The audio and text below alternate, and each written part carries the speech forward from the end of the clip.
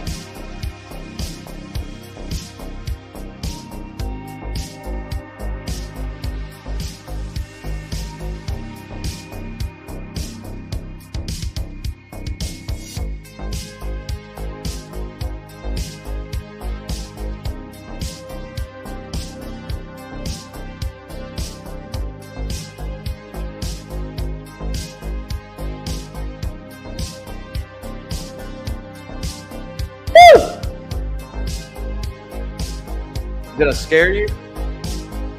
Mic check. I need a mic check from the Garage Fam right here. Mic check. Am I loud and clear? Anybody?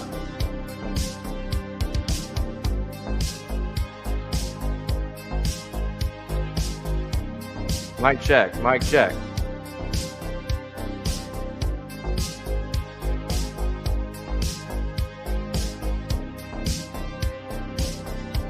All right, I see enough. I've seen enough.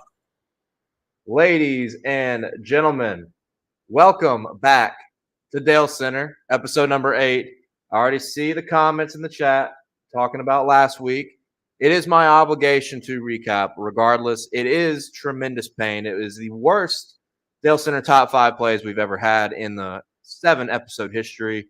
And look, it was a tribute to my good friend Vicky, who passed away. If you missed out on that, check out my last episode and what I had to say on Twitter. Tremendous friend of mine, excellent human being.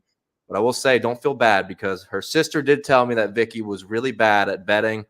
So that was a good indication that she's still with me, because she was bad at the sports bets, and we lost every single bet this past weekend. So I can find some solace and some peace and even some humor in that as well. So it is a new week for Dale Center top 5 plays. You see the odds scrolling at the bottom of the screen for the Federated Auto Parts 400 at Richmond Raceway, which in its own was a painful race earlier this year, at least on the Cup side, because we had Kevin Harvick and he finished second. I think I'd picked John Hunter Nemechek and Ty Gibbs to win the race before. That was a bump and run that Ty Gibbs made happen. I won like no money because the odds were just terrible and I didn't allocate my units properly. But safe to say, regardless of all this, it has been a slide this summer. I cannot sugarcoat it. It has been a betting slide, and I did the same exact thing in 2021. Start off really, really hot, kind of stagnant throughout May, beginning part of June with a few big hits, and then when you hit summertime, the wheels have come off the wagon. We've gone from over 75.5 units since like June or May to plus 50.5 units just in about a 3-month span. I don't know what it is about these summer months, but this is the time where last year we kicked it back into full gear and started winning some real fucking money. Got us way back up on the unit count for the season between NASCAR Cup, Xfinity, and trucks. This weekend, we only have Cup and trucks, but I got plenty of picks for you guys. There's a lot on the board that I like. I don't love truck odds, I will say. I don't love truck odds off the bat. There is some good value. I'll get into that later, but I think there could be some enhanced value after qualifying. I've always said this about Richmond. Richmond is one of the most predictable racetracks on the schedule. Trucks actually took like a 12-year hiatus here, 13, 14-year hiatus, and came back here in 2020. And even in 2020 and 2021, the races were pretty predictable. If you go back and watch the races and look at the finishing order, the results, somewhat predictable racing at Richmond when it comes to trucks, and we've seen it in Cup time and time again. So let's get right into it. You see the odds flowing on the bottom of the screen. I want to see some comments right here. 10-4. Oh, yeah, that was my mic check. Do I know who Carl Casey is? I do not, Jason. I feel like this is like a Ligma thing you're setting me up for, but let me know who that is. Yeah, Payne. Last week was Payne. Troy, good to see you. Love the energy. I'm high energy this week, all right? We're winning every fucking bet I tell you about. And if we don't win every single one, we're profiting big time. I'm tired of losing. I'm tired of coming in second. We're turning these P2s into P1s. I've got the sexiest tie ever today. The classic NASCAR back here in the heart of America. The energy is too strong to lose again. It's not going to happen. It's not going to happen. I need the energy from the chat. We're going to hit the Triple Crown. We're going to hit the community Triple Crown. We're hitting everything. Clean sweep this weekend. There's nothing that's telling us it won't happen. Jonathan, appreciate you. Alex, good to see you. Alex, we're out for blood, motherfucker. I'm new. What's a unit? Sweet Tea Scotty, thanks so much for joining in. A unit is essentially a percentage of your bankroll that you are comfortable betting on sports, right? And in this case, my unit is $1 billion per unit. So it is a small percentage of my total bankroll that I put down on sports bets. So if I put one unit down, well, let's just say I'm a casual person. If I put one unit down, my average unit is $50, right? If I put 2 units down on a bet, I'm putting $100. If I put a half unit, I'm putting $25. So you essentially label your allocations, and how I do on my betting cards, to try to ensure a profit and the most reasonable, I call it allocations, and I've said it like 4 times. I guess the best way to put it is an allocation. The most reasonable way to allocate your money on a specific bet, and a unit is typically your average bet, and it's a percentage of your bankroll that you're comfortable with betting. And I'm sure somebody in the chat can have a better definition. That's always what I use to simplify it. Sweet Tea Scotty, I hope that helps you out a little bit. Anybody in the chat can maybe help with that as well. Oh, there you go. Exit. There you go. Simplify it. It's whatever you want it to be. It's whatever you're most comfortable betting. And right here, typically 1% of your bankroll, because odds are against you in betting, whether you're playing table games, whether you're betting on sports. Statistically, the odds are against you, but not when you're with me, because we do have a profit on the year in 2022, and we're going to grow this profit. We're on a slide. Even the greatest in the universe, the greatest bettors out there can get into some slides, some consistent losses. They happen. Losing happens in betting. Like I said, the odds are against you, but we are here to give you an educational service on NASCAR betting and the races this weekend, giving my best plays, and even the community will always give their best plays as well. Very interactive, very fun. So thanks for joining, Sweet Tea Scotty. Hope you can enjoy this. And we're going to add a new PrizePicks segment later in the show as well. PrizePicks, proud partner of Garage Guys, and I'll get into the plug later. And we're actually going to build lineups, and I'm going to use you guys' advice to help me build some lineups right here on DALESCENTER. So shake these. There you go. Use $10 units. Make it easy. That's smart. Regardless of what your bankroll is, that is a small amount of money to put. Very safe, very smart, especially if you're a new bettor. Typical unit for gamblers is $100. Look, not everybody can be like us, Troy. We're the high rollers, right? For me, $1 billion. I don't want look, Andrew, I love you, but I don't want this energy in here. I don't want this energy. We're coming out for blood, but we're not going to hate anybody. All right, and I'll get into a little bit more about what I'm talking about later. We're not hating anybody except for David Starr and Austin Cindric. I cannot take them off the wall. They're permanent additions to the wall of Dale, whether I'm in heart of America, whether I'm in Nashville, Tennessee, or whether I'm in a single wide trailer in Indianapolis. You're going to see them there. So, hey, look, I love the energy. Oh, Carl Casey. Okay, yeah. So the music I've been playing is like copyright free, kind of like retro wave, synth wave stuff because I definitely don't want to get copyrighted. But everything I'm playing is copyright free. I cannot get in trouble for it, and it's good stuff. It's actually a good playlist on YouTube. So that must be who that is. Appreciate that actually. So Nick Hook, good to see you. No Dad Chan, absolutely. I will be at Bristol. I apologize if I haven't, or we haven't. Me and Chase and the Garage guys have not responded to some DMs. We will be at Bristol for sure. So that's a big Hooters race. So keep that in mind. Let's get into some cup odds. I'm tired of chatting for now. I'll talk to you guys here in a minute, but we got to get into some cup odds. Martin Truex Jr., I've already locked in at plus 700. He has fallen on Barstool Sportsbook plus 600, followed up by Christopher Bell, Kyle Busch, Denny Hamlin. All the JGR guys are super high valued considering their resume at Richmond. And you got Chase Elliott, Kyle Larson, Ryan Blaney, Ross Chastain at 14-1. Really tough to find that kind of value on him with his speed.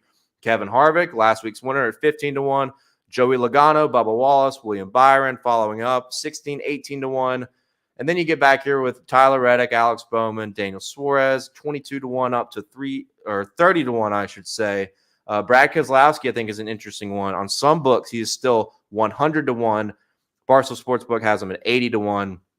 I like the potential of Brad Keselowski having a good run this weekend, but I want to backtrack a little bit as you see the rest of these odds flowing. You've been watching them for like 20 minutes, but I want to keep them up on the board because it is an important race, and it is the start of our betting comeback, and the Cup Series is the biggest catalyst for that. So I want to talk about Joey Logano, another guy I've already got locked in at 20-1, which I think everybody and their grandmother has Joey Logano at 20-1. I think that's a great possibility. His line has moved down to 16, 15-1. I still think 16-1 is worth it. When you look at his resume, he has been unbelievably good here in his entire career at Richmond. 15 top 10s and 26 starts. And this season had an excellent run going. Slowly but surely was making his way through the field. And on the final pit stop under yellow, a jack failed. His jack failed on the left side, lost all his track position when he was running second.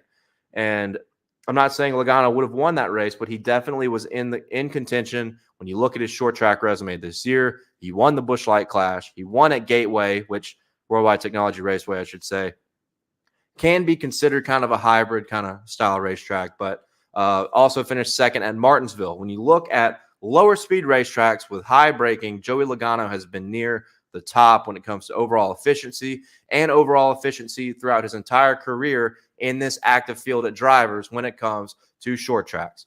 So I love Joey Logano. I cannot stay away from that line. I'm interested to see how these guys qualify before Sunday's race. Could make a big difference. Track position is going to be key, but I love Joey Logano at that value right there.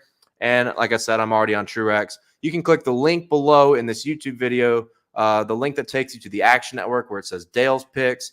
Click that. You can see exactly how much I have on both of those drivers. Those are the only two drivers I've locked in money-wise for the Federated Auto Parts 400 this Sunday. It's going to be an interesting race. In the spring, this race was decided by crazy strategy. Tire fall off was critical, and guys that played the pit stop timing correctly were the guys that won, and that was Denny Hamlin and Kevin Harvick. Christopher Bell was also in that cycle, finished sixth. William Byron, Martin Truex were on a completely different cycle and got passed up with like 3 laps to go. They finished third and fourth.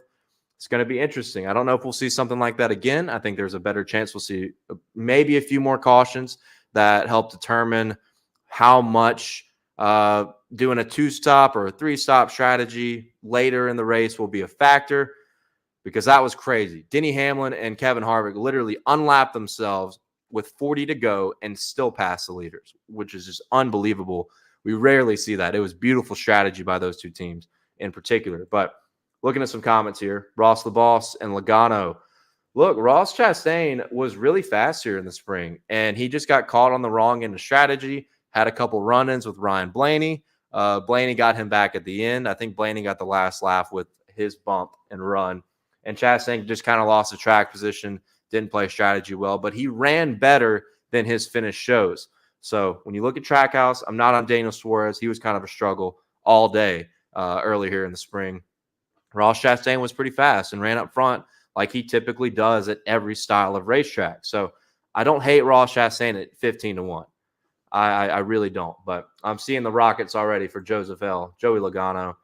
We are all on Joey Logano this weekend. I hate Bubba Wallace this weekend. And here's the reason why.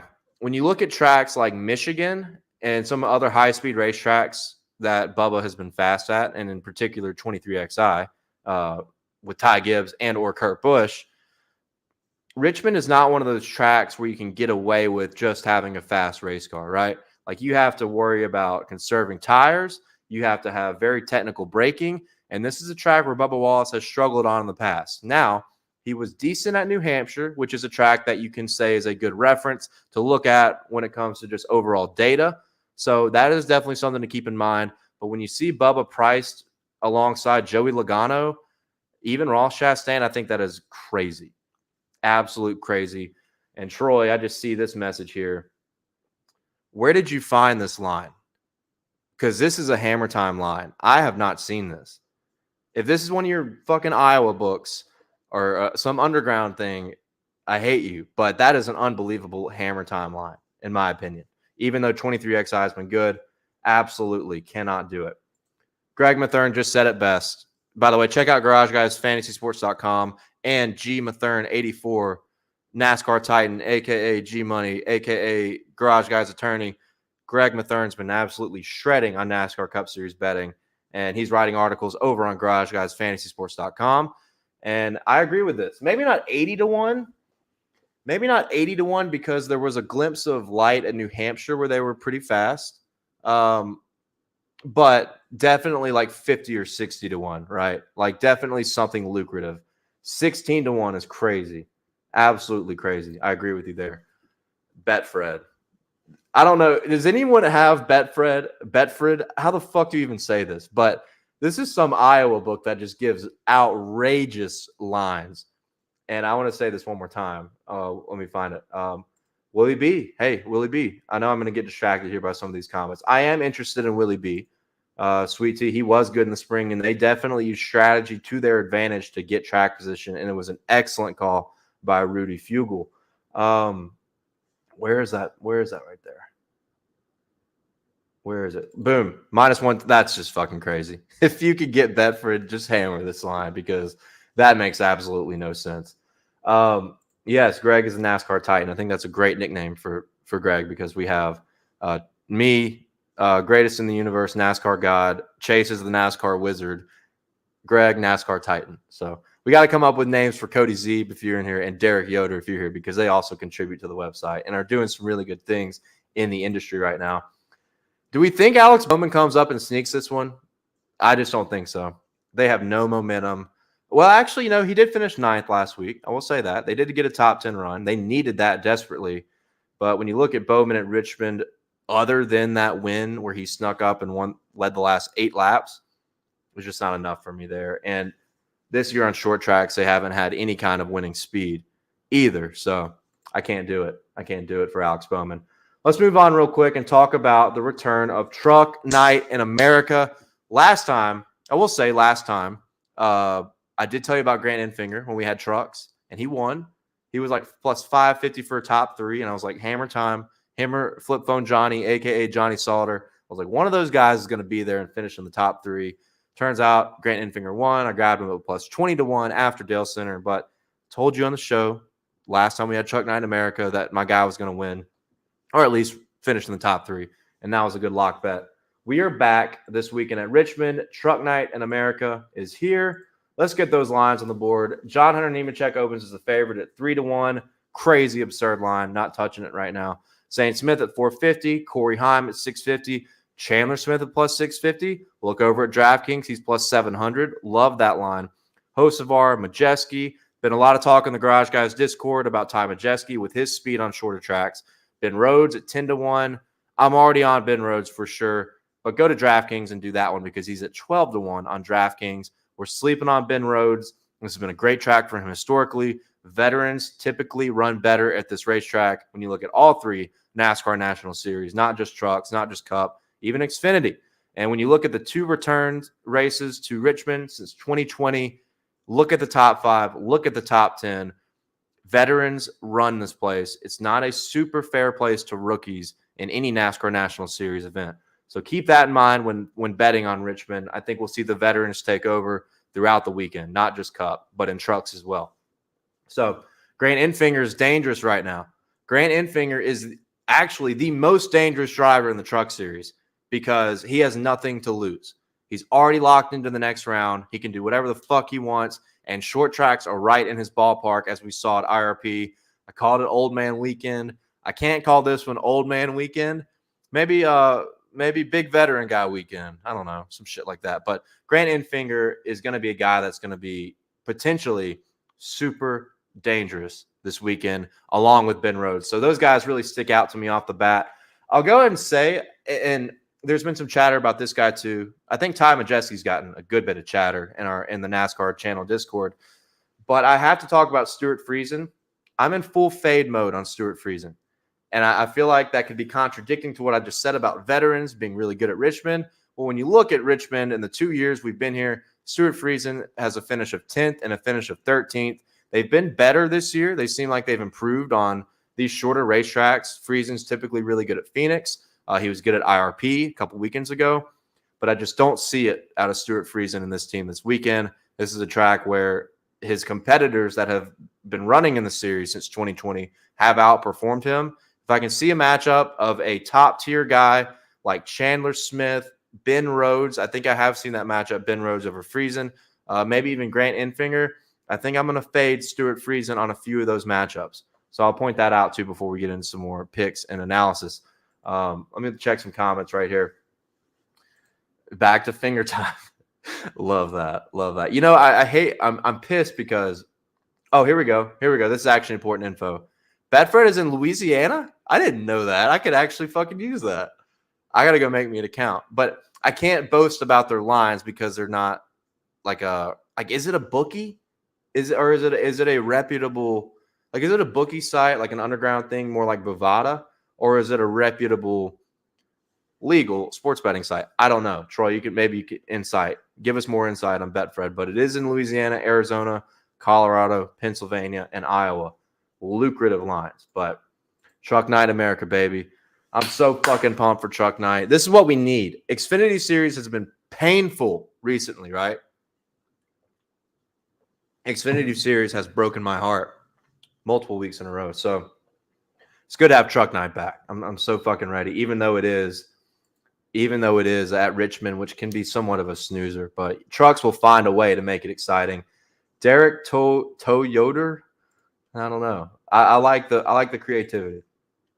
I like Tyler Ankrum for a top 5. I do. I want to find something better than plus 350 though. It just doesn't feel like it's worth it, right?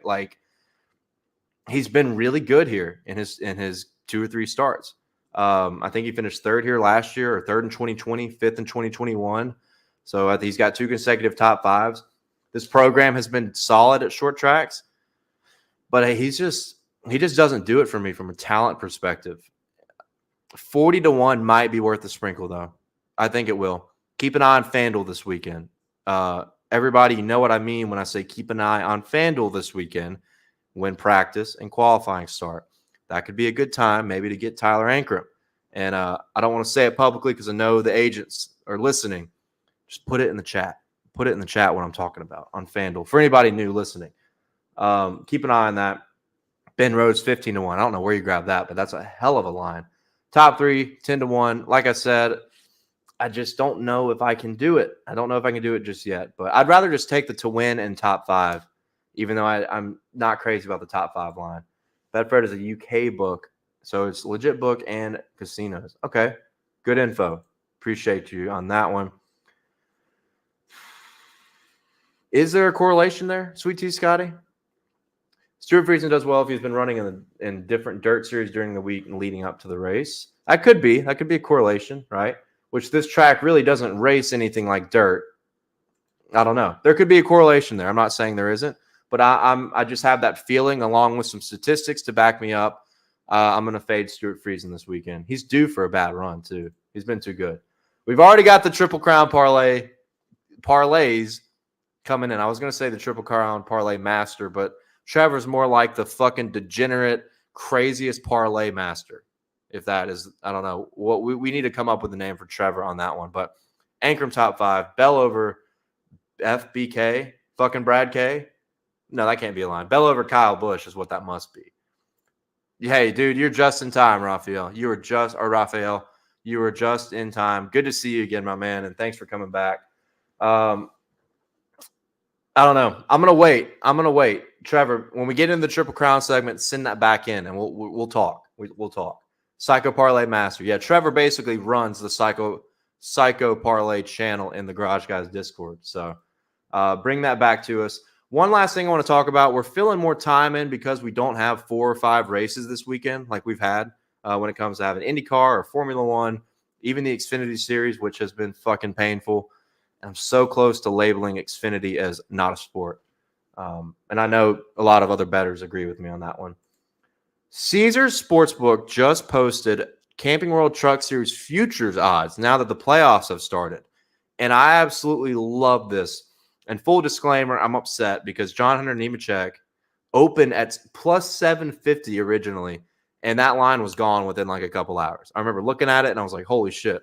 I get back to where I was on the road, and I get back home, and I pull my phone out. I was wanting to tweet something about it, and that line was at 5-1. And I was like, well, shit. I still like that line at plus 500. John Hunter Nemechek is – I know Zane Smith has been fantastic this year. Chandler Smith has been great too. But John Hunter could be one of the most dangerous guys here if he makes it to Phoenix. And I think he will make it to Phoenix. I think he's got a good enough schedule ahead of him. If he's there at Phoenix, it's so difficult to tell me that he's going to lose a championship 2 years in a row at Phoenix in the Final Four. And if you remember the championship 4 last year at Phoenix in the Truck Series, had cursed terrible luck from the beginning of that race. So keep that in mind. I think at 5-1, John Hunter Nemechek is a great bet right now on Caesars Sportsbook, which I can't believe they put a future up. I feel like we give Caesar a lot of slack, but that's a great thing that they put this up when no other book has. So I tweeted and teased that I like 3 bets here. 3 bets here. Number 1 is John Hunter Nemechek at 5-1. If you want some specific unit allocations, I'm not a huge future guy, so I'm not telling you I'm personally betting this. But I would put a unit on Nemechek 5-1 at this point. No question about it. And then, as these lines scroll across the screen, I'll wait for you. There's 3 guys I'm looking at the tail end of this.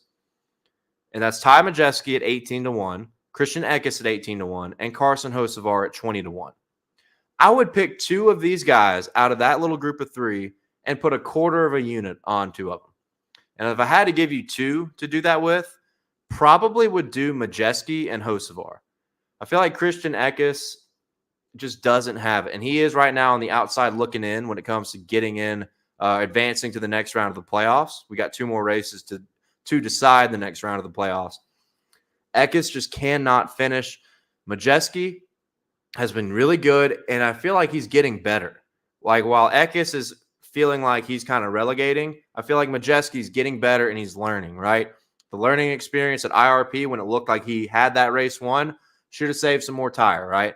Grant Enfinger, the veteran, saved a little bit more tire and came on strong at the end and basically stole that race away from Ty Majeski. But I think the driver talent is there for Ty, and I think the learning curve of him getting better and better in this truck is really showing.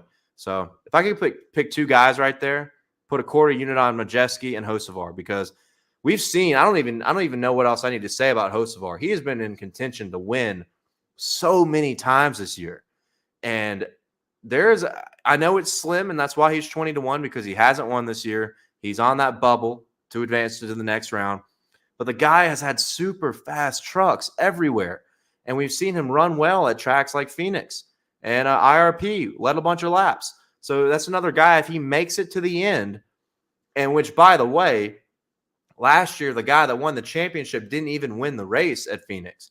So we're not even guaranteeing that Carson Hocevar would have to win the race. Just if he finishes better than the other 3 contenders in that championship 4, which I think is totally possible. And he's done it before this year, where whether or not he's finished second, whether or not he's dominated a race, given it away at the end. If he can break through and get a win over the next 3 or 4 races, he becomes the most deadliest guy in this championship battle, because you got to think confidence could be an issue for Hocevar with as close as he's been, just knocking on the door, repeatedly knocking on the door. You got to think that if he knocks down a win before we get to the championship, he becomes unbelievably deadly. And at 20-1, I could see that line shifting if he does get that win or advances to the next round. So, yeah, Troy, I'm with you. I cannot bet Christian Eckes. I just can't do it anymore. He's burned me so many times. Here he is right here. Yeah. Minus 9.3 units when betting on a Christian Eckes this year. And he's just killed me. He's been so close. He's been so fast, but he's just got something missing. Ty Majeski versus Corey Heim, minus 105 via Bovada. I don't hate that one, but KBM scares me a little bit there, so I wouldn't touch that one necessarily. Yeah, we saw, and that's a great point, Andrew. We saw this exact thing happen with Daniel Hemrick in the Xfinity Series last year. Hemrick didn't win a fucking race all year, constantly would lead laps, give up the win at multiple racetracks, and then he comes out and wins the championship on the final lap. So it can happen. With this playoff structure, you might as well sprinkle on guys like that, because NASCAR orchestrates chaos. They want chaos to happen when it comes to how the championships are decided. And I think it undermines the championship a little bit when you compare it to Formula One or IndyCar, but it makes the betting side of things much more interesting and much more compelling when you look at underdogs. So I wanted to point that out there. If you had to bet 3 guys on this futures bet via Caesar Sportsbook, take Nemechek, take Hocevar, and take Majeski. You just never know. I think Nemechek's being undervalued. If he comes out and wins at Richmond, he will be plus 150 or plus 200 if they put that line back up. So you got to consider that as well. Moving on, that's the preview I got for you. Quick analysis, quick preview. And when I say quick, fucking 35 minutes worth of it. But I love it. You guys keep hammering the chat. Keep giving me your thoughts, your favorite bets. I love the engagement and appreciate when you guys jump in and start talking. But now it is time to do the Wall of Dale draft. And this week's going to be a little bit different, okay? Like I said at the beginning of the show, it has been a slide when it comes to losing bets. And losing bets by this much all the time.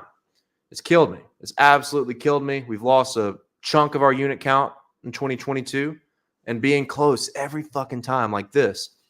So a little bit different on the Wall of Dale draft. Right here, David Starr is forever a Dale 401k theft champion. There's no disputing that. It is not debatable. It is fact written in stone on this wall. I don't see any chance David Starr can ever get off this wall. And then, of course, Austin Cindric, who, by the way, I'm glad he's okay. That was a scary fucking wreck at Michigan. 20 years ago, that could have put somebody in the grave. Unbelievable crash. I'm glad he's okay. That way, because he's alive, I can still talk shit about him. But he is permanently dead to Dale because of all the money he has lost me, dating back to the Xfinity Series. Austin Cindric and David Starr are permanently on this wall. For this week, nobody else is going up on this wall. And you could be asking yourselves, oh, is Dale being too lazy? He doesn't want to do the sticker thing. That could be partially true. But actually, no, it's not. The main thing here is there is a good chance these guys that are dead to me are in the theft champion list. I could be betting on this weekend. And I need a turnaround. So I will not come out here and shit on some of these drivers before I bet on them. I need some good juju. I'm doing them a favor by not roasting them on this episode. And even on this side, even on the good side, I don't even want to put anybody on the good side and then jinx them, because good example, Joey Logano has been great for me this year. I don't want to put him on here and then jinx it, say he's been too good, yada, yada, yada. I've got all my cards right here. Here's Tyler Reddick. Just a reminder how good he's been. 31 units when betting on Tyler Reddick in 2022. But the main reason I'm doing this, I'm keeping the wall empty besides those two guys. Martin Truex Jr., you motherfucker. I've been saying it all year. There's no one that likes to lose more in NASCAR than this guy. Martin Truex Jr. Well, this weekend, that is going to change. That quote will change. I saw Garage Guys quote tweeted me and said it's an inspirational Dale Center quote that Martin Truex Jr. likes to lose more than anybody in NASCAR. This weekend, that's changing. Because Martin Truex Jr. is going to run the fucking show at Richmond. Come on, guys. We need Martin Truex to win. I'm not even going to say I'm ready for pain anymore. I'm not even going to say, hey, I'm expecting him to lose. Martin Truex Jr. is bringing the heat this weekend. He's been too good at Richmond. I need all the energy in this chat on Martin Truex Jr. I'm not shitting on you this time, Martin. It's time to win. It's time to bring the bags home for the Garage fam, for the Dale Center fam, and for me. Because I'm putting a lot on you, Martin. I need some energy in the chat. Come on. Let's get some comments up here. We know Martin's going to have a great long-run car. Thomas, get out of here. I can't take that. Long runs, Truex's specialty. You look at Richmond, it's full of long runs. It's full of JGR supremacy. Martin Truex Jr. arguably had the best car in the spring, but strategy was weird, wild, crazy. I don't anticipate that happening 2 races in a row. I need this. I need this kind of energy, Troy. By the way, I am on Joey. I like Joey too. I've already said that. But Martin specifically, I am going to be on heavy. This is the guy that's going to break through this weekend, Martin Truex Jr. 100%. 100%, Mr. Weaver. He is going to win. Betting Joey for fun. Okay. I like the energy there. I like the fun in that. Truex, X marks. Look at Andrew. Always with the puns. Always with the puns. Always with the play on words. I got to respect that. We're Martin Truex Jr., God damn it. Come on. This guy is a winner. I don't care what they say. I don't care what I've said in the past. Winner.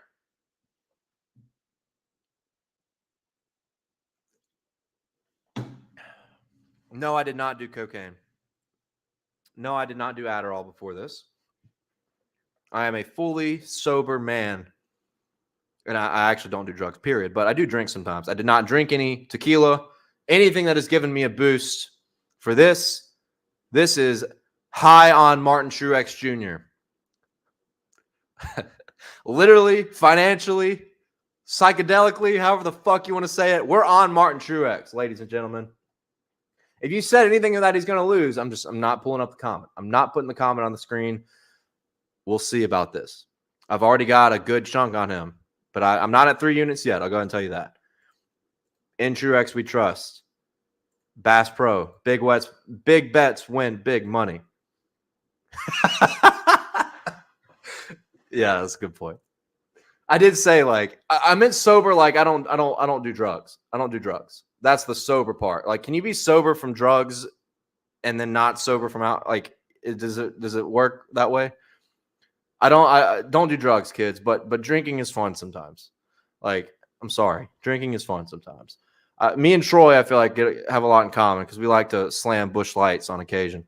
And I'm sure a lot of guys do too. That's true.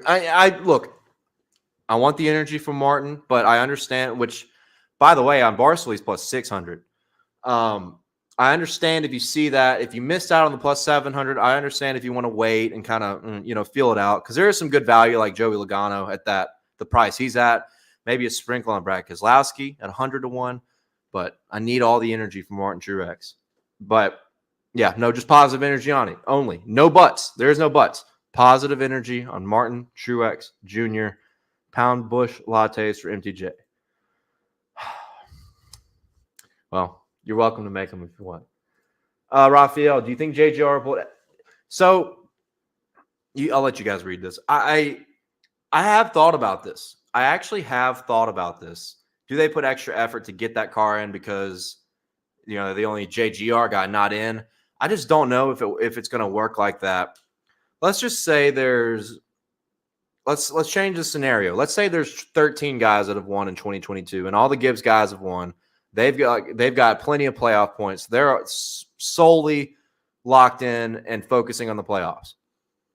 This is a different year because someone like Kyle Busch could still miss the playoffs, technically. He's got 6 playoff points. You had 15 different winners. There's a chance someone like Kyle Busch could miss the playoffs. it's probably super thin or slim when you look at mathematical, when you look at just data and math and say how many points can he lose in the next 3 weeks to drop below the 16 mark if we have 17 different winners. And the field is so competitive this year with these guys. Like, the only guy that's head above heels right now is Chase Elliott with his 4 wins, but everybody else is all in this just mixed bag. And that makes me believe, Rafael, that Joe Gibbs Racing isn't going to be picking anybody out to try to give an advantage to, right? Like, of course, they want all the guys in the playoffs, but we're not just going to see teamwork that allows Truex to win. We're not going to see Kyle Busch, if he's in the lead, fold this race to Martin Truex or Denny Hamlin, because you need as much cushion as possible in a competitive field like this when we get into the playoffs. Like, the playoffs this year are going to be unbelievable because it is going to be so tight on points because anybody can win at any given time, which we honestly have not seen in a long time in the Cup Series. So, no, I don't think that is going to be a push. So I know I see some definitely. I just think that Truex, driving talent at Richmond, his history here is unbelievable. He's going to have a good race car. I trust James Small on the box to give him a better strategy after learning what happened in the spring. That was their downfall on winning that one. I really trust him. That would be pretty badass if he went by Clyde. Yeah. I actually knew that. But, Chase Elliott. Boom, Clyde. I respect this energy. Let's give him somebody help him out. Somebody help Martin out there. Yeah, no doubt. This is going to be a super wild playoffs.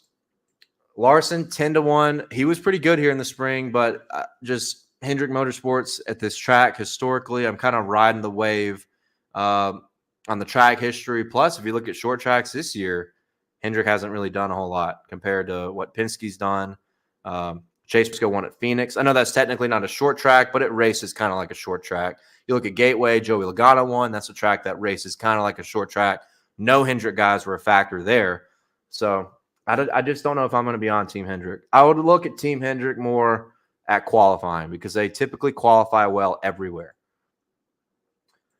Yeah, no, we definitely won't see team orders, but so you think, Rafael, that there's potential they're just going to put more into his race car than the other race cars? I still don't think that. I still don't necessarily think that because these guys at the end of the day are still all doing this for themselves. And with the field being as competitive as it is, everybody could use more playoff points. Everybody could use another win to give them more cushion when those playoffs start. So I still don't buy this, just in my opinion. That's right. Kurt Busch. That's a good point. Kurt Busch with the concussions. I said this like 4 weeks ago. I thought he was going to miss the rest of the season before he had even missed a race. I said it on the podcast. And it's possible Kurt could miss the whole year. So that's a big factor in this playoff picture too. All right. So there you have it. There's your Wallopdale. Congrats, Austin Cindric, David Starr. I'm not putting a sports god up. Nobody deserves it right now because it's going to be Martin Truex Jr. So there you have it on that. So let's get into the Dale Center top 5 plays. What we're all here for. I hope you guys and girls have cherished the advice. Let me know if my mic screws up because I just hit a cord. Let me know if my mic starts fucking up. Are we clear? Mic check. La, la, la, la. We still good? Still good?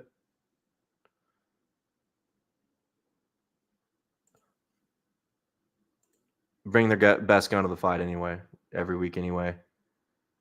Yeah, I mean, that's a good point. I just don't see – all good. We're good. Yeah, I think double down on MTJ. Double down. Pretend it's blackjack. I want you to pretend that it's blackjack and you got an 11.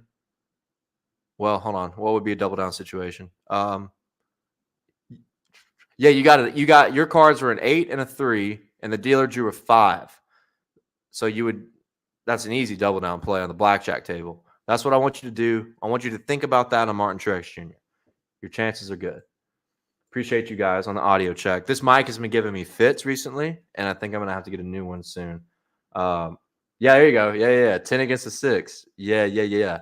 Love that. I'm back on the coast in the heart of America. I'm feeling frisky about going to the casino after all this energy. I'm feeling lucky.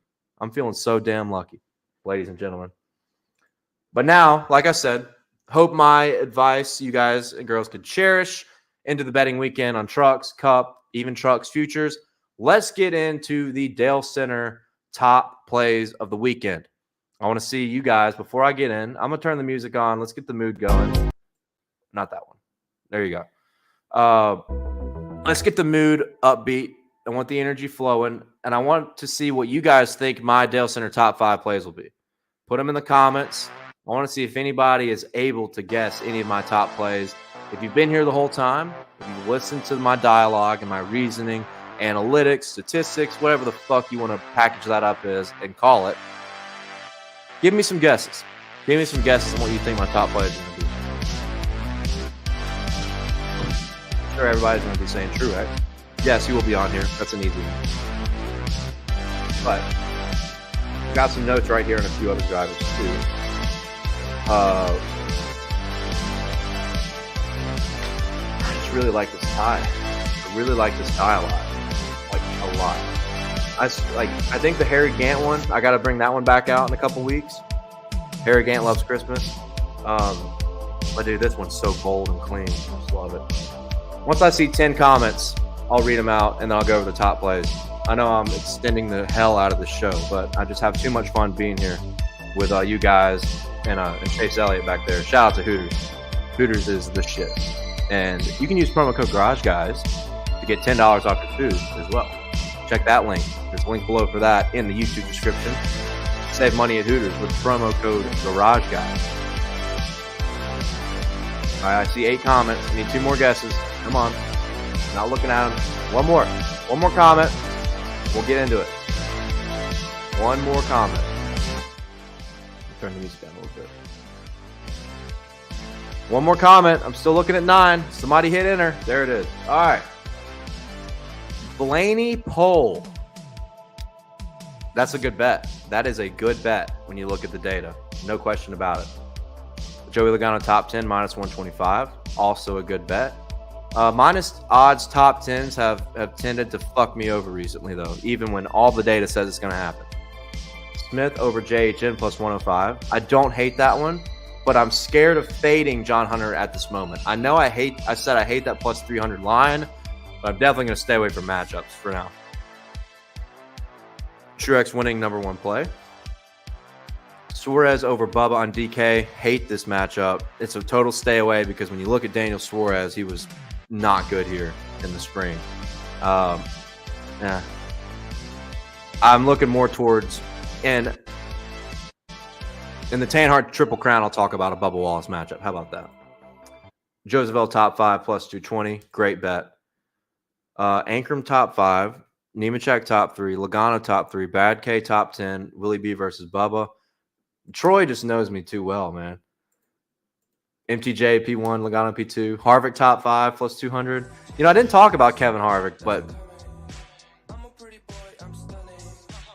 what is playing right now? You see things differently. You can be the. Did we just get an ad? Okay, that was weird. I don't know what just happened with the audio. That was a fucking ad. Okay, I didn't talk about Kevin Harvick, but I definitely like Harvick. But we haven't seen any repeat winners in 2022, so I don't think I can take him to win because I love trends like that. But it is hard to look at that 1600 line and be like, I like the top 5 at 200 though. Good bet. Yeah, dude. Absolutely. Thank you. Appreciate that. Hooters in Daytona. Catch us at Hooters in Daytona, the most legendary Hooters. We'll be there in a couple weeks for the Coke Zero 400, and we'll be at Hooters on Thursday night. So come meet us for dinner. Let's have a beer. We'll be filming the preview show there as well. So want to throw that out there. Gibbs top 10, not bad. Ross top 3. We mentioned Ross earlier. Got some value there. Logano pole, Harvick top 5, and Smith win. Not bad, not bad. Talking about Chandler Smith. Garage Guy Chase with a weekly report. Okay. I would like this report for Martin Truex, but I don't hate it for Joey Logano either. Shout out Garage Guy Chase for that report. That is an important one. Joey Logano, NASA, partnership you would have never thought possible. Briscoe Pole plus 4,000. Jasper, that's not a bad bet. Chase's face. The Rockets, the Joseph L. Rockets, loading up the chat. It's okay. No. Hey, look, it's not bad juju. We're on both of them. Like I'm high on Truex, but if Joey won, it's okay. Like it is totally okay. Bet on both of them. International Chase Station for the live report. Waltrip is personally seeing the development of Logano's car. Okay. Best Hooters in the universe. Daytona Beach. Joey Rockets again. Pack, you're right. But when I look at how he won this race in the spring, it wasn't because he had the best car. No.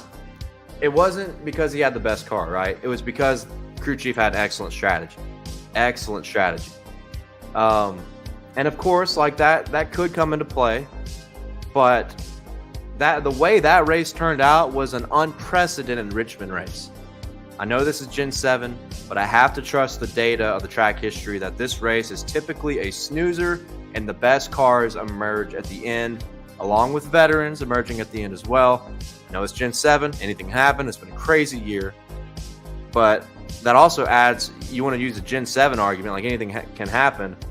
I just don't imagine the same guy repeating at Richmond. Like, it's going to be tough to sweep races in 2022, like at the same tracks. So I am not on Denny Hamlin at the moment. Think about Denny Hamlin for pole qualifying. It's been one of the best qualifiers on the field. Maybe consider that first, and then we'll see where we can go from there once we get some practice data and grid positions for qualifying. Yeah, no, this killed me last week. Killed me. Absolutely killed me. Denny should have won that race. No question about it. Had a fucking rocket ship, and the pit crew ruined it. All right. Love the comments. Appreciate you guys chiming in, as always. Let's get into the Dale Center top 5, motherfuckers. I'm tired of waiting on this. I need a new music change here.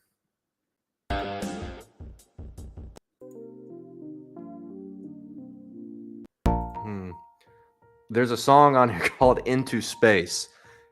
Since we're doing Rockets, I feel like I should play that, even though it probably sounds terrible. Nah, that song sucks. I'm sorry. I can't do that. No music. Unless we want music. If we want music, I'll play it. But I'm going to start out number 5. Somebody guess this. Dale Center top 5 plays of the weekend. And I forgot my graphic. Where is my graphic? Boom. Dale Center top 5. Look at that beautifully made graphic. Brad Keselowski, top 10 at plus 350. When you look at Brad Keselowski at this track, he's been awesome. And I know that was with Team Penske. But I actually think there's a little bit of momentum here with Brad K. Even though he spun 7 times at the Indy Road Course a couple weeks ago, he's got 5 straight finishes inside the top 20. And several of those races had no speed, right? Use a bit of strategy, use a bit of survival to advance and get decent finishes in the top 15 and the top 20. Now we come back to a racetrack where he had excellent green flag speed and finished 13th. Kind of was on the wrong side of strategy, had some issues on pit road. But when you look at the overall speed of the race car, I think someone like Brad Keselowski, with as bad of a year as it's been for Roush Fenway Keselowski Racing, coming back to a track where they were good at and had a decent run, I think is super, super important for their program, right? So I could expect Brad K to easily get a top 10. And it's not often on a non-super speedway that you can find a guy in a race car. If you just look at Richmond, how good that race car was, it's not super often that you can find a guy who's in a decent race car that can get a top 10 at this line at plus 350. So I'm not going to say I'm hammering this. I'm not acting like it's the greatest bet ever, but I think it's actually a solid value bet. And I want to know if you guys can find anything, whether it's on Bovada or fucking Betfred, Troy, that has a better line than this, because I think it opened up slightly better and has dropped to 350. Some people have been betting on it, but I still think this line is good. Brad K has also improved a little bit more in qualifying as the year's gone on. So if these guys qualify in the top 15, even in the top 20, this line might disappear. If you look at the people he's considered next to on this line. So I like Brad K for a top 10 at plus 350. Bovada's worse, plus 250. Ooh, Joseph L over Blaney. Jasper, you read my mind. But yeah, I think that's a good play to start off. I really looked at a lot of data. I watched the race a couple nights ago from the spring, and they had a car that was capable of the top 10. If they just kept up with the strategy, didn't make errors on pit road, had better pit stops, I think Brad Keselowski could be a decent factor in getting a top 10, maybe even a top 5. But I like this bet a lot. Truck Night in America, number 4. Ben Rhodes at 12-1. Line is still there, and I think it's a crazy line. Remember, he finished second at IRP and had a really good truck there. He definitely had he capitalized on late race restarts when that race turned chaotic, but he still got a P2 and ran in the top 5 for most of that race. So I love plus money for a top 5. Love plus money for a top 5. I think at plus 1,200, you don't have to put a lot on him to win a lot. And it's been a struggle when you look at the majority of the season for Ben Rhodes, but now we're coming to a track where veterans perform better. Ben Rhodes has performed well here. He's typically been good at most short tracks on the NASCAR Camping World Truck Series schedule. So give me Ben Rhodes here. I like the value at 12-1. I like the value for a top 3, and I love the value for a top 5.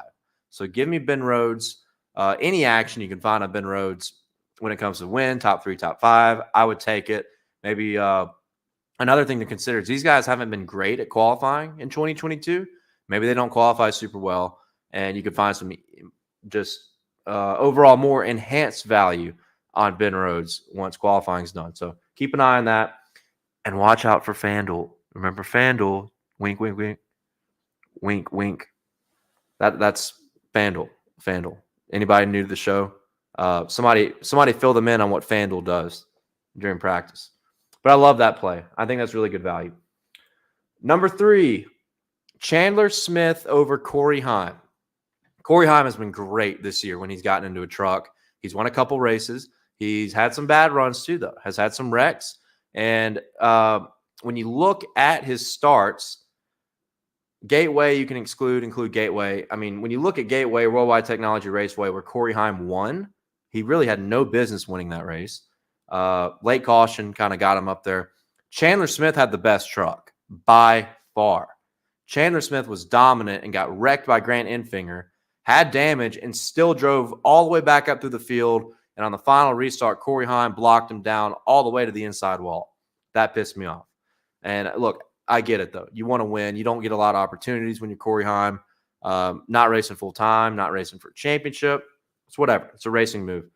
But Chandler Smith had the best truck there. Chandler Smith has been great on short tracks, has had really good speed, was great at IRP last weekend, early on in that one.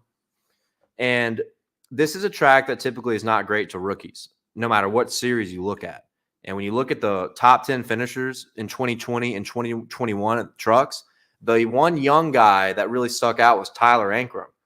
And look at the rest of that top 10, and that's basically it on young guys that I think Chandler Smith in his second start last year ran top 10. But I look at the guys that have more track time, more experience. I think they're going to show out all weekend at Richmond.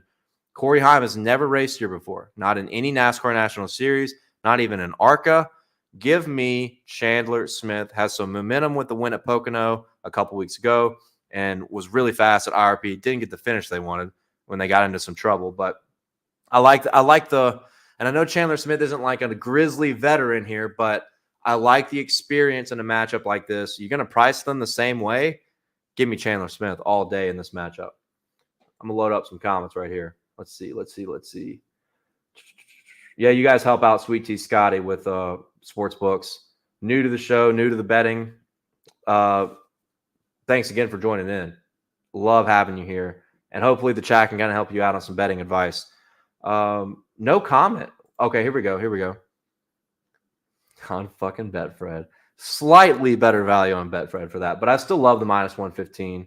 Oh, yeah. Hey, I can't speak about this. Make sure you guys help him out. I have not seen Brad K's scheme this weekend.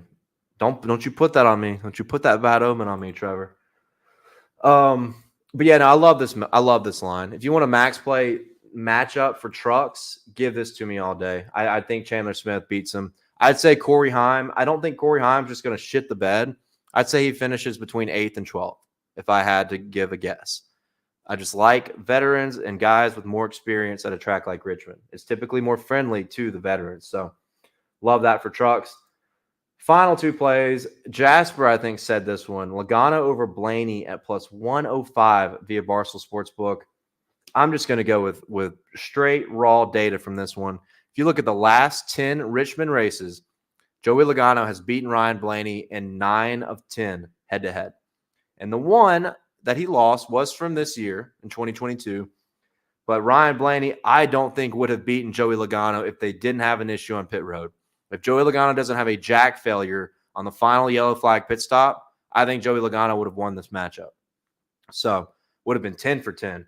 Blaney was good, started on the pole, led a bunch of laps, but when every single time we think Blaney is going to have the best car, he never wins. And I think he ran 7th in this race. But when you look at the data at Richmond and the fact that the shorter track races this year have been kind of a mixed bag on who's won head-to-head matchups between Logano and Blaney. Logano won Martinsville. Logano won Gateway head-to-head against Blaney. Blaney won at Phoenix. So considering that this has been a mixed bag in 2022, plus 105 is still a bargain, right? And when you consider the track history with Joey Logano at Richmond, to me, it's just not even fucking close. Like, Blaney's going to need some luck to win this matchup, straight up. That's the only way I see Blaney winning this matchup is with luck. Get it at plus 105 because that is insanely good value for a guy like Joseph L., who has been dominant at Richmond and short tracks, particularly in 2022 when you consider the Clash, you consider Gateway. Lacked a little bit at New Hampshire, but they were on the wrong end of strategy there too. So Joey Logano, if they put a whole race together, they're going to beat Ryan Blaney. No question about it. Number one play. What do we think the number one play is going to be? And I got to say, dude, super NASCAR fan Andrew just absolutely nailed this one. Nailed it. And I'm bringing the energy back. I don't need lines. Sorry if I blew out the speaker in your headphones or your computer, whatever you're watching from. I don't need lines for this. This man is a winner. Martin Truex Jr., take him for a top 5. Take him top 3. Take him to win. Martin Truex Jr. is my champion. I need the energy for MTJ. I take back every mean thing I've ever said about him. This is the week. Martin Truex Jr. And look, he's going to win, right? Like, Martin Truex is going to win. But if he doesn't win, he's going to get a top 3. And if he doesn't get a top 3, he's going to get a top 5. So bet on all of it, and you're going to profit. You're going to profit. Martin Truex Jr. is going to win this weekend. He's my number one play. I've already gone psychotic, batshit crazy talking about him. I need the energy. I need the energy around MTJ, no matter what. He's going to be a heavy bet. He already is a heavy bet. Check out Action Network link below in the YouTube description. You'll see how many units I've already put on him. I know I got the plus 700, but I would still take him at 6. I would still take him at 5. I understand if you're a little hesitant, though. But this guy's resume at Richmond is just simply unbelievable. When you look at his last 10 races, or I think last 11 races, he's led over 80 laps in 9 of those 11 races. And in 7 of those, he's led over 100 laps. I mean, the guy has been so dominant here, just from leading laps, getting the finishes, getting wins, 3 wins in that span. He's so due. He is so due. He had a rocket ship at New Hampshire, and strategy fucked him over. I trust his crew chief too much, James Small. I trust the driver too much. No, not even too much. It is worthy how much I trust these guys to get the job done this weekend. Martin fucking Truex Jr. That's my top play. Super NASCAR fan, Andrew, you nailed it. Absolutely nailed it. And yeah, Truex winning. Yeah, you guessed it. That was the number one play. But recapping the top 5 plays, if you just joined in, number 5, Brad Keselowski, top 10 at plus 350. I think this is a good value play. I think this won't be there after qualifying. I think they'll qualify decently well.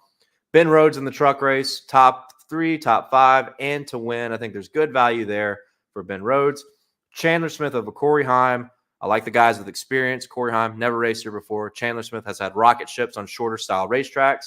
Just got to get the finish. Joey Logano, same thing. Short track mastermind when it comes to Richmond, when it comes to 2022, with his wins at Gateway, with his win at the Busch Light Clash. You can say whatever about Darlington. I don't use it as a big metric here, but shorter racetracks, Joey Logano has been better. Ryan Blaney will need luck to win this matchup. Give me Joey Logano at plus odds. And then Martin fucking Truex. Martin Truex Jr. The energy is flowing through the roof. Almost broke my keyboard. It's okay because the money that I'm going to make from Martin Truex Jr. will pay for a new keyboard. It will pay for a new mic. It will pay for a new monitor because this one's a little scratched up. It's going to pay for all of it. Martin Truex Jr. is the top play. Now we got to get into the Triple Crown. Like, we're just getting started. This is insane. Unbelievable show. Let's see the Triple Crowns. I need a Triple Crown winner. Last week was the first time since like episode 2 that we went 0 for 3 on the Triple Crown, whether it was mine or the community's. It was a tough week. Everybody I like finished second last week. I need the Triple Crown plays here right now. I'll go ahead and tell you what mine's going to be. You guys overload the chat with your favorite NASCAR parlays, combining the Truck Series and the Cup Series. If you're new to the show, this segment is only about parlays. You like something that's somewhat conservative with head-to-heads, give it to me. You like something that has top 5s, top 3s, combine some to wins, maybe a pole position, give it to me. I want psychotic shit. I want conservative shit. I don't give a fuck. If it's a parlay, I want it in the chat right now. Give it to me, and I will give you my Tan Heart Triple Crown. I actually gave you guys a sneak peek because I sent this in the Garage Guys Discord, 2 nights ago? Maybe it was last night. I got to go with my first instinct here. And I mentioned, we talked about Bubba Wallace earlier. I told you guys there was a matchup I was going to like regarding Bubba Wallace. William Byron over Bubba. Everybody's on this matchup, I feel like. William Byron was good here in the spring. Of course, they had more momentum. They were performing better everywhere around this time in the spring. And they used some strategy to get up here in the spring as well. So I do have to consider that when it comes to picking William Byron as like a winner or maybe a top 5 play. Hell, a pole play is like 28-1. That might be worth some value considering how well he's qualified at similar racetracks. But Byron over Bubba, Logano over Blaney. I've already talked about that. Excuse me. Byron over Blaney, or Byron over Bubba, Logano over Blaney, and Chandler Smith for a top 3 in the Truck Series plus $858. A $100 bet would win you $858. If you're new to betting, new to the program, I like to kind of throw that value in there to tell you what you would win, which I don't recommend always putting $100, right? Like that could be fucking 5 or 10 units for some people, but it gives you a value of what, how much that would pay out, even if you did put a $10 bet. If you put a $10 bet, you'd win $85.80. And that's via DraftKings Sportsbook. That is my Triple Crown. What do you guys think about this one? I think Chandler Smith is going to be really good. So I like the top 3 value. I've already talked about how I feel about Logano and Blaney. And then Byron over Bubba, I have to add in here because this has just been an abysmal track for Bubba Wallace and has been a decent track for William Byron. I know Byron has – I'm just glad that William Byron finished a race last week. He finished 12th, finished the race. Little wins like that can provide some momentum to keep up finishing races and putting races together. And it's been a tough stretch for William Byron compared to what Bubba Wallace has had. And maybe the books are looking at this matchup like, hey, there's a momentum factor here. Don't hate that. But when you look at just raw performance at Richmond and similar racetracks over the years, this matchup is just not even close. So let's see some comments. Sweet. We got to help this man. We got to keep, hey, Sweet Tea Scotty, if you will, there's a link below in the YouTube description. You can join the Garage Guys Discord, and it's a community that all we do is talk about betting, whether it's NASCAR, football, baseball, we got it all. And there's definitely some people that can help you out more in depth maybe than they could right here. So I want to throw that out to you. And thanks again for joining. We're riding. Tay Beasy. Tay Beasy rips. We're riding this fucking Triple Crown parlay. I appreciate it. Or maybe that was about Truex. Either way, we're riding together. All right. Oh, they did? Fuck. Well, I typed it in but didn't put the parlay in. I'm not going to lie and act like I did. But I did like that, and I made it yesterday. Okay, well, that sucks. All right, well, now I'm going to rely on you guys to give me a Triple Crown. And I might take one of your plays and start it for mine. But let's get it. Let's get it. First one, Majeski, Josh. Well, Josh Berry's not racing this weekend, Pat. Hate to burst your bubble, but no Xfinity this weekend. Hey, I do, Raphael, I respect this. I respect this a lot, actually. I do the same kind of shit. Briscoe pole, Ty Majeski win. Just 2 picks. $100 wins you 36 grand. Love that one, Troy. Appreciate the aggressiveness. Briscoe pole, man, a lot of people think Briscoe's going to win the pole. And you're going to add a Verstappen win on August, 28th? Isn't that Grand Prix in like 2 weeks? Definitely love Rhodes top 5. I think that's certainly locked to hit. Smith, Logano to win. Are we talking Zane Smith or Chandler Smith? Yeah, sorry about the Bubba Wallace Byron play, guys. I didn't check. I just thought they weren't going to pull that, but you can't parlay match. DraftKings lets you parlay matchups. You could parlay 2 cut matchups and then run a truck matchup or a truck to win bet or something, and vice versa. At least I think you can. It may be a state. It may vary by state exit. Triple Crown parlay. Harvick top 5, Smith top 3, and JGR team. Okay. Can you parlay the race winner with a Harvick top 5? That would be my question there. But I don't hate that. I love Joe Gibbs this weekend. Truex win, Rhodes over Friesen, Smith over Heim. Love that one. Love that one. That one's my favorite so far. Ankrum top 3, MTJ top 3, 2870. Don't mind that one. Brett, appreciate you. Ben Rhodes to win, 1200. Harvick plus 190 over Hamlin. Logano plus 105 over Blaney. $100 bet wins you $7,600. I've seen a lot of chatter about that Harvick bet. I think that Harvick bet is totally worth it. And that line has actually moved. It was like plus 230 or some shit like that. I don't hate that one. That's a good one. Joey over Blaney, Bell over Busch. Ty to win. Ty at plus 800? Bell over Busch is concerning to me, but I don't hate that one. Formula One is a sport, but trucks are way better than Formula One confirmed. Remember that. Zane Smith, Logano to win. So we're talking Zane. Zane doesn't have great track history either, so I'm kind of on fade mode for Zane Smith, at least when picking him to win. I'm not going to fade Zane in matchups right now, but I don't know if I can even put him in a parlay at this moment. Dude, I have looked at Group B, and I think that gives you a lot of reason to bet on like Byron and Briscoe to win the pole, right? Because Group B is loaded full of shit boxes. I have looked at that. You know, I skipped last week on pole bets. I think I'm going to come back this week. I just needed a week off, right? I think we can hit pole bets this weekend. Won't let you parlay 3. Austin Dillon top 5. Oof, I don't think I can do that one. Rhodes win, though. You know I'm on that. Yeah, Logano's in Group B as well. I forgot about that. I think what I should do instead of Byron over Bubba, I can retype this. Let's add. Here will be mine. And it's going to hurt the value a little bit, I think. Let's do.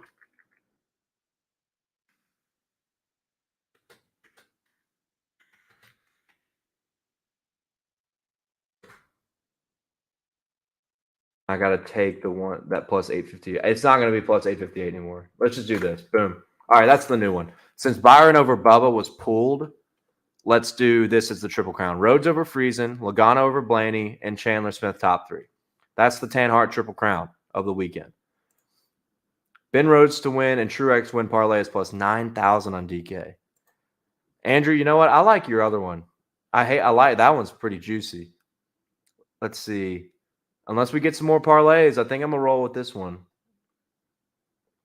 And Andrew, you got to let me know what you want. If you win, anybody new to this segment, if you give me the first ever community parlay that hits, it will be named after you forever on Dale Center. So you got to let me know what name you want it. But right now, that is my favorite. Let's see. Truex win, Rhodes over Friesen, Chandler Smith over Heim. I might, and look, I don't want to jinx, like Raphael said, I don't want to jinx Truex. I might do Truex top 3 instead. I might do Truex top 3 just to not jinx it. You know, I'm very superstitious. But the 2143, I wonder what top 3 would take it down to. Scott, let's see what you got here. Smith over Heim. Love that. Harvick over Hamlin. I like this one a lot. 893. That's right around the value that mine gives out. I like that one too. Man, we're all on Ben Rhodes, Joey, Truex. I love this. Love this. Plus 20,000. Man, I love these. Eventually, I will take one of these juicier ones, but because I haven't won, let's see. Harvick top 5, Chandler Smith top 3, Logano over Blaney. That's a good one too. All right, now it's starting to pick up, Andrew. I might have to go with someone else. Let's see. Truex over Hamlin. Oh, this is psycho shit. Okay, this is more than triple. This is a plus $2,500 parlay. Plus 2,572. $100 wins you $2,500 if this hits. Truex Hamlin, Bell KFB, Logano Walt. I can't do anything with Bell right now. The only thing I would do with Bell is pick him to win at this point. I can't do him in a matchup. He's pretty boomer bust if you look at data when you compare him to his Joe Gibbs teammates throughout 2022. I like this one, Raphael. I like that one. But I also like this one, Scott. Remember, tell me what you want it to be called if I pick it out. I need to name it. Like the Scott Brin special or the Raphael Rager. I need something like that from you guys. This is the one that I originally liked. And I think I would change Truex win to top 3. Probably push it back to what, plus 800, plus 700.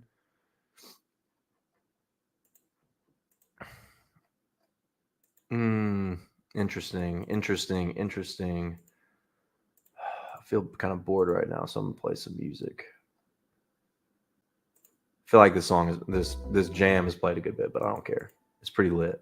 I added more music on here, but it for some reason it will not let me play it. The broccoli wad. I love that one. The broccoli wad. That may have shifted my opinion. Scott. Steve Smith over Heim, Harvick over Hamlin. All right, that's it. That's the community parlay. We're calling it the broccoli wad. Chandler Smith over Corey Heim, Harvick over Hamlin, and Truex over KFB plus 893. A $100 bet would win you $893. That is the community parlay of the weekend. I know Super NASCAR fan is Andrew. I'm sorry. We'll get you on one of these. Yours is good too, and I might bet it as well. But Raphael, yours is good as well. Y'all were in the running, but I think that name kind of helps solidify it. But I do love the bet. One more time, the community parlay of the weekend: Chandler Smith over Heim, Harvick over Hamlin, and Truex over KFB plus 893 to go along with the Tanhart Triple Crown. Rhodes over Friesen, Logano over Blaney, Chandler Smith top 3. So there you have it. That's all the bets. That's all the betting segment. Jasper, who is featured on here. Harvick over Denny, Rhodes W. Yeah, there you go. Get more frisky with it. $100 wins you $7,600. But I want to go something more conservative because we just got to nail one. Got to hit one first, right? Yeah, there you go. Raphael, hey, one of these days you'll make it. You give good ones, I promise. But the broccoli wad. Let's get the broccolis in the chat. Fucking love it. I'm having broccoli for dinner tonight, actually, with my baked chicken. So it all fits. The energy is absolutely. So let's move into final segment, new segment I'm going to add up in here. Because we have less racing, I thought the show would last. It would be a shorter show. It has not been, but doesn't matter. I'm having a good time. Hope you guys are having a good time. If you guys like PrizePicks, if you like DFS, PrizePicks is an official partner of the Garage Guys and is the easiest way to play daily fantasy sports. And if you sign up, there's a link below you can check. It's an invite code in the YouTube description. Promo code Garage Guys will allow you to get a $100 matching deposit bonus. Let's get this up here. Boom, boom. $100 deposit match up to $100. That way you deposit $20, PrizePicks will deposit $20. They will match your deposit up to $100. And now you've got extra money to play the easiest form of DFS, which is PrizePicks. And I'm gonna do an interactive segment here with everybody who wants to hang around, get some PrizePicks interaction plays. We're gonna build a couple lineups. And why is this ad playing again? Must have made the show by accident. We're gonna make a couple lineups here. Let me get the PrizePicks screen share. Which, by the way, PrizePicks has trucks and cup. You can play all of it, and it also has Xfinity too. And they just recently put pre-practice, pre-qualifying lines up on the board, which is huge. So I'm gonna get this up right here. Here you go. We're on PrizePicks.com right now. You can do it on your computer, or you can download the PrizePicks app. And like I said, when you sign up, use promo code GarageGuys, and you literally get free money to bet with. Straight up. They will do a matching deposit bonus up to $100. Scott, I'm sorry, I had to get your broccoli wad comment off the board so we can see well here. Let's make some truck lineups. Right here, it's a super easy interface. It looks very similar on your phone, but you have all these sports here. They have great variety. NFL, futures, college football futures. Oh, we even got Dota 2, which is an esport video game, essentially. Lacrosse, disc golf. Here you go. NASCAR trucks. We're already on it. You see the banners on the board. When you sign up right now, use promo code GarageGuys, and you get free money to play with up to $100 matching deposit bonus. Right now, we have lines for several drivers on overall fantasy points. And based on what I told you guys about bets, love Ben Rhodes right here. So you click, easy, right? Click the name of the driver, and now you can select their over or under on fantasy points. I'm going to hit the over right there. Right off the bat, I'm going with the over on Ben Rhodes. This line is awesome right now because I think Ben Rhodes probably won't qualify super well. So place differential is a big component in scoring, just like it is on your other daily fantasy apps. So if Ben Rhodes qualifies 13th, 14th, 15th, and runs in the top 5, even runs in the top 10, you're probably going to win this over, right? And we're all high on Ben Rhodes. Short track guy, has some momentum after finishing second on IRP. He does something like that again, and this over is going to cash over 33.5 NASCAR fantasy points. So we love Ben Rhodes, right? We also love Chandler Smith. So we're going to add Chandler Smith in here. Essentially what we're doing, and it says it in the description, you pick 2, 3, 4, or 5 players, predicted to go over or under, and it merges all your guys in this lineup, and that will dictate what your payout would be. It's basically like a multiplier, right? So we're going to go over on Chandler Smith as well. I don't care if he qualifies bad or good. If he qualifies good, he has potential to lead a lot of laps and get a lot of fast laps. If he does either one of these two things, he's going to score over 35.5 points, lead a bunch of laps, get a top 5 finish. Chandler Smith will hit this total right here, over 35.5. So I'm going over on the first two. I'll add one more play to this one. We talked about guys we like. We talk about guys we don't like. Barely mentioned Zane Smith, who hasn't been great at Richmond. John Hunter Nemechek is a guy that could qualify on the pole, run away with this thing. But I feel like we should go under on somebody. And I think we talked about Fade and Stuart Friesen. I would go under on one of these two guys, Matt Crafton or Stuart Friesen. Matt Crafton has not had a great year, right? Matt Crafton has struggled. I've started to think that Matt Crafton, who's been in the series for like 22 years, is starting to kind of fade away on his competitiveness. They've had crew chief changes. It's been even though he did squeak into the playoffs, it's not been a great year for Matt Crafton, who's a 3-time Truck Series champion. He's on the outside looking in to get into the playoffs. So I think I'm going to have to go with the under 30.5 fantasy points for Matt Crafton. They don't qualify well. They don't race well. And it just hasn't been that year for Matt Crafton. So we have a 3-player combo here, 3-player props that we're going with. And when you go to payouts, now that we have 3 plays, you can either choose power play or flex play. If you do power play, you have to hit all 3 entries, and it will pay 5 times your entry fee. Therefore, a $20 entry will win $100. If you do a flex play, you can win if 2 of the 3 hit. So if one of these you don't feel super confident about, let's say you don't feel super confident about Ben Rhodes, but you love these two, play the flex play, because if you hit 2 of them, you will still win 1.25 times your entry fee. You will still net $25 if this hits.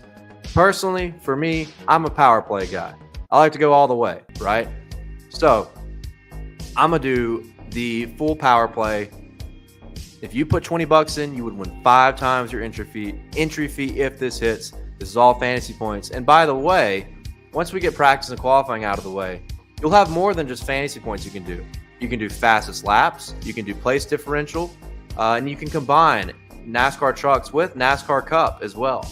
So let's just do this right here. Now we're looking at NASCAR Cup. We're going to build one full lineup, and I'll look at some comments and see what you guys think. But love these 3 plays already, right? Let's move to the Cup side. You can combine both NASCAR series with each other, and they have an easy interface when it comes to a scoring chart, how to play, and all the full rules and frequently asked questions. So very easy interface to play and a lot of customization you can do. I want to know what you guys think. Man, we got to go Truex over, right? 37.5 fantasy points. Let's say he doesn't win, but let's say he qualifies well. And look, we got 400 laps of racing. Just like other DFS apps and games, leading laps and fast laps are a major component in scoring points. 37.5 points, I think, is easily obtainable for Martin Truex Jr. We know he's going to have a fast car. We know he's going to be up towards the front. Basically, he just runs in the top 5 or in the top 3 like we think, and we know he will, ladies and gentlemen. Martin Truex Jr. will cash this over at 37.5. We have one more play we can add. Kind of look at some comments. Let's see what you guys think. All right, Eric Jones over points. Think he could be dangerous. They really kind of struggled here, so I'm not going to be on the points just yet. Freezing under. Yep, I like the freezing under. It's kind of a toss-up for me, but when you look at overall performance, Matt Crafton has been brutal in 2022. When you look at overall performance, Friesen has still been pretty good, right? And look, let's look at their point totals. We're going to head back to trucks real quick. The point total is only a 2-point difference, right? Like if I'm a bookmaker or a line maker, I'd put Friesen at 34, Crafton like 28. Like these totals are a little bit too close to each other. So I'm going to take what I consider value. I think that over is too high for Matt Crafton. That's why I'm going to roll with Matt Crafton rather than Stuart Friesen on that one. But we have talked about fading Stuart Friesen on the bets. So there you go. Hey, big PrizePicks guy. Love to hear it, Scotty. I hope we can help you out some more. But yeah, fade Crafton. He knows he sucks. Like he's in his own head, right? I wouldn't be surprised if Matt Crafton is out as a full-time driver after this year, right? Nice voice crack there. Bubba under. 2 people talking about Bubba Wallace under. Well, let's take a look. So we got these 4 right here. I'll let you guys help me build the last play and tell me why you want to build it this way. Over 31.5 points. When you just look at Bubba's stats here, this is a great play. But if he qualifies bad and has some decent place differential, then this total could be in some jeopardy, right? So that would make me just a little bit hesitant at the moment. But then on the other side, these guys have qualified really well recently. Of course, they got the pole at Michigan, which is obviously a totally different style of racing on a totally different racetrack. Gotta stop hitting my mic or it might fuck up. Maybe they qualify well and then race terribly. And if they do that, then this bet is a great bet, right? I'm going to explore a few more options before I come back to that. Troy, Almirola over. Almirola over. Yep. Hey, look, K. Gavin, you're right as I said it. You're right there with me. Got to think they qualify well and struggle. Love that concept if you're going to do Bubba Wallace under. Troy's asking about Eric Almirola over. 27.5 points. All right. This comment right here with what K. Gavin just said, right? Eric Almirola has qualified super well on these shorter style racetracks, right? But they haven't always run well. And you could say the same thing about Chase Briscoe, with the exception of Phoenix, where he won. The short tracks, they've qualified well. and typically raced worse than they've qualified. And Chase Briscoe struggled here in the spring. So right now, this is where I would lean. I would lean to take Chase Briscoe under, because Chase Briscoe could qualify on the pole and just drop like a rock. So, which I don't think Briscoe's going to qualify on the pole. I think he'll qualify well, but I don't see a pole position out of Briscoe this weekend. So that's where I would lean because of how they've raced relative to their qualifying position. But I'll take it off the board right now, though, because I want to see if you guys have any better insight for me. But Troy, you asked about Almirola. I kind of view them in the same ballpark. They could qualify too well and then fade and lose points differential on that total. Gibbs under. Okay, Jasper, let's see. Ty Gibbs is at 28.5. This one I feel like is so on the money because he could run 11th through 14th and hit this. I think that one's a little too uncertain for me. Tyler Dittmer, Jones under, finished 23rd in spring and has actually had a slower car than Bubba at these types of tracks. Eric Jones right at that same line at 28.5. And there was an interview last week at Michigan where he talked about how he was not looking forward to this race. So I like that play. Eric Jones under, I might have to roll with that one. They've been really hot and cold when it comes to qualifying. Also, the profile picture they have of him is from like 2017. That's a bad omen. They don't even have an updated picture for Eric Jones. That's when he was driving the 77 car for front row, if anybody remembers that, right? I like that one. That's definitely in consideration at 28.5. If they run 20th, anywhere close to where they ran in the spring, he won't even get close to that total. So I love that play. Love that observation.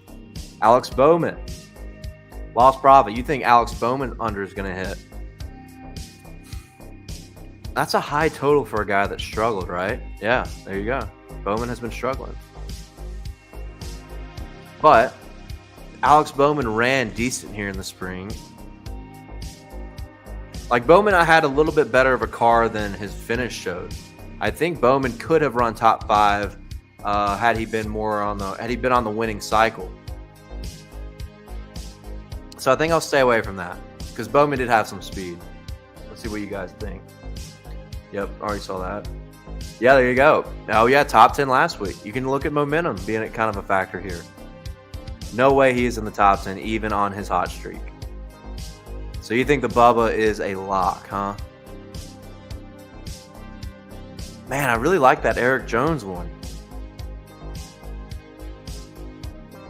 These guys have not been great on short tracks. Oh, so fast laps don't count in this one. This is just NASCAR points. Okay, so fast laps are not in the equation here. That shows you how much I've played this, which it's not legal in the state of Mississippi, so sometimes it's a crutch for me to play it, but I usually do when I'm in another state or at a racetrack in a state where it's legal at. So you can also look up on the internet what states don't have it legal yet. But I actually did not know that. I feel like a really, really smart guy right now, Tyler. I appreciate you. But that is good insight. Good insight. Everybody in the chat who may not have been aware either. So fast laps are not a factor in that formula, which probably won't matter for guys in this final conversation, right? Like Eric Jones or Eric Almirola. So a lot of good information here. Here's what we'll do. Here's what I would do. I would run this 4-legger right here. Ben Rhodes over, Chandler Smith over, Matt Crafton under, and Martin Truex Jr. over. And then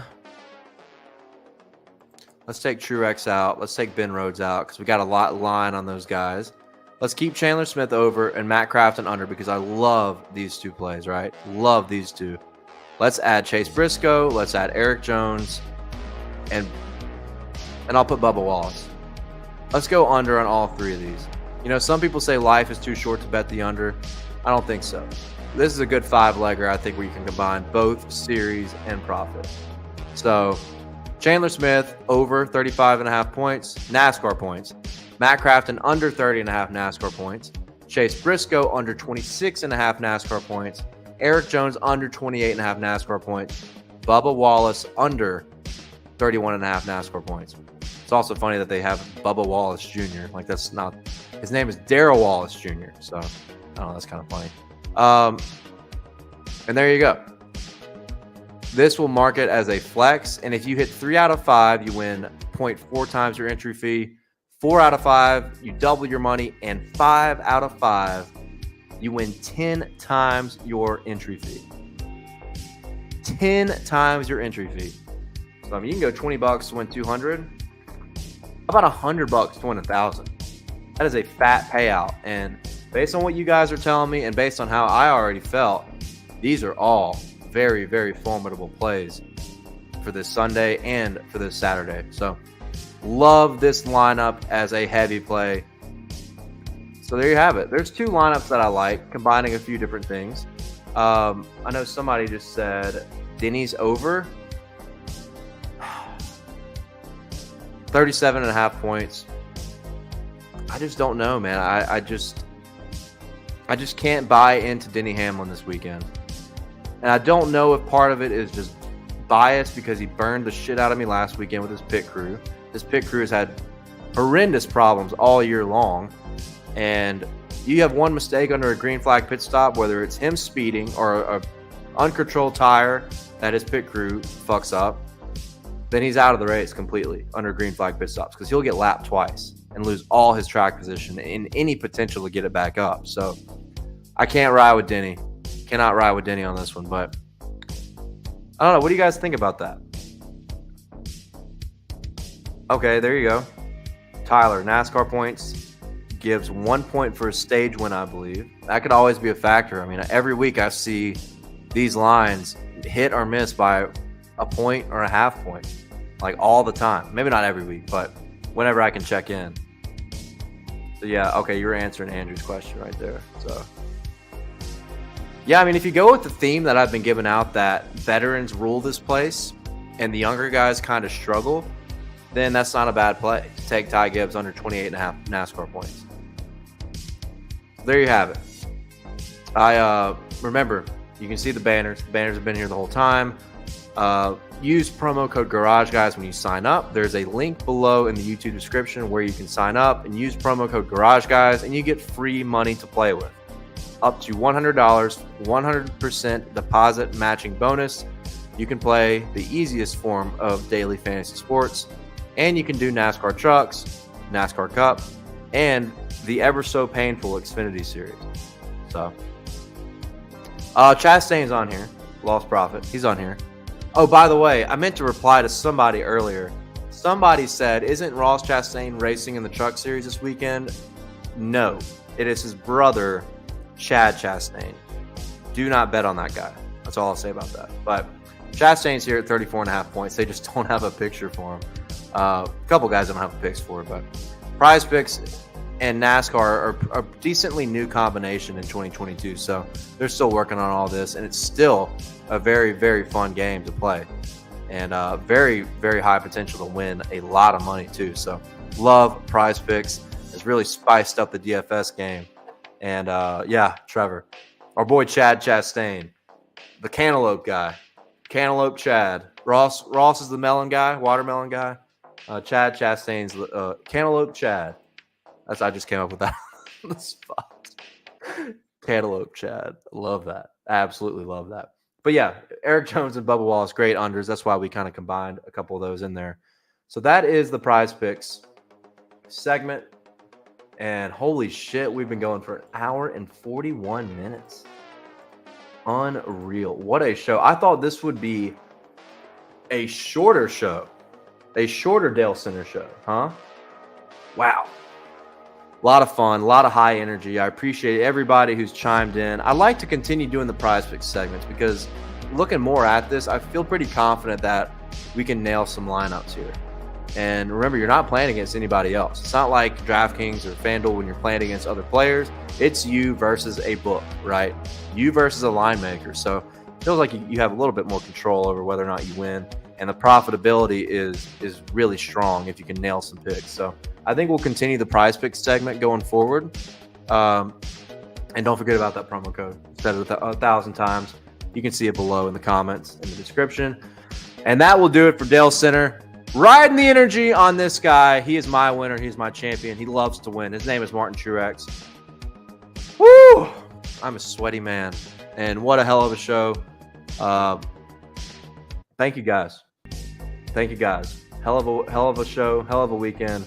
Martin Truex Jr., baby. Martin Truex Jr. Whew. I don't even know what else to say. That's how we're going to wrap it up, baby. I will say I think I've decided that this will be officially a Thursday show. Thursday, every single Thursday night, 6 p.m. Central Time, 7 p.m. Eastern, I think is the best time to do this show week to week. And we're gonna keep it rolling. It cannot be any worse than last week. Love all the bets on the board I gave on this edition of Dale Center. Love the Triple Crown parlay. Love the broccoli wad. Appreciate you, Scott, if you're still here. It's going to be a fun weekend at Richmond. We're going to win some bets. Hope everybody who goes out there has a great time at Richmond Raceway. And next race I'll see you guys at for NASCAR will be Daytona just in a couple weeks. So it's going to be a fun few weeks heading into the playoffs on the Cup side. But be sure to check out the NASCAR Garage Guys pre-race show right here on YouTube on the Garage Guys NASCAR Podcast YouTube channel. And everything else we're doing. It's a lot of shit. Just look in the description. Twitter, Instagram, TikTok. Whew. Hell of a show, guys. Love you all. And let's have a motherfucking weekend, ladies and gentlemen. Peace out. Everybody have a good night. And go have a beer for Martin Truex Jr.